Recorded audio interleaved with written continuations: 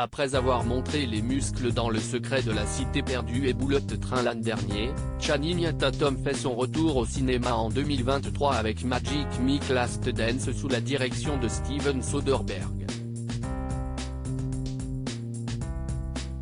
L'ultime volet de la trilogie des culottés reprend la trajectoire de Mike Lane en Floride où l'ancien stripteaser s'est reconverti en barman. Sa nouvelle vie bascule lorsque son affaire capote et l'oblige à reprendre le chemin de la scène. Magic Mike se voit alors offrir une offre juteuse de la part d'une riche mondaine, Salma Hayek Pinault, qui n'a pas abattu toutes ses cartes.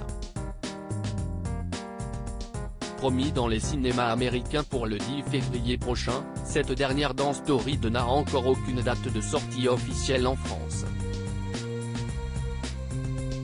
La vie après Magic Mike 3 ressemblera à un atelier de poterie pour Channing Tatum. L'acteur de 42 rêve en effet d'écouter le tube Unchained de Melody avec les mains dans la glaise.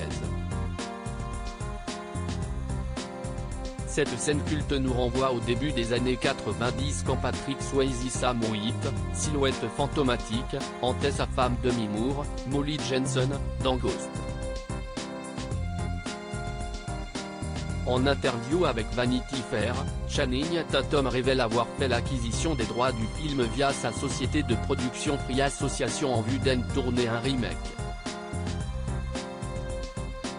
Nous allons faire quelque chose de différent, insiste la star, jugeant certains éléments du scénario datés.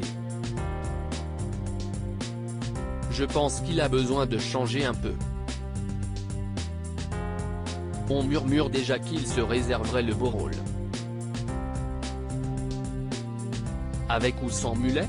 Ce film que Channing Tatum n'assume pas du tout. Il y a des films qui vous collent à la peau. Des débuts de carrière malaisants qu'on aimerait bien oublier.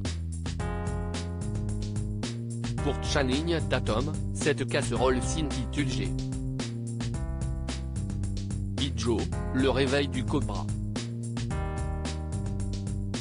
Inspiré de la célèbre gamme de jouets Hasbro, le film plutôt médiocre sorti en 2009 a eu droit à une suite Conspiration, produite 4 ans plus tard. Le premier film, je l'ai refusé 7 fois. Le studio avait une option sur moi et j'ai dû faire le film, explique le compagnon de Zoé Kravitz. En ce qui concerne le second, je ne voulais évidemment pas faire celui-là non plus, alors oui, j'ai demandé à être tué dans les 10 premières minutes du film. S'il a fait autant l'affiche bouche, si est parce que sa carrière était alors en pleine ascension. Channing Tatum venait enfin de convaincre le public de son talent grâce au reboot de 21 Jump Street et à Magic Mike. Quant à G.I. Joe, on murmure que Hasbro préférerait rebooter la saga plutôt que d'investir son argent dans un troisième volet.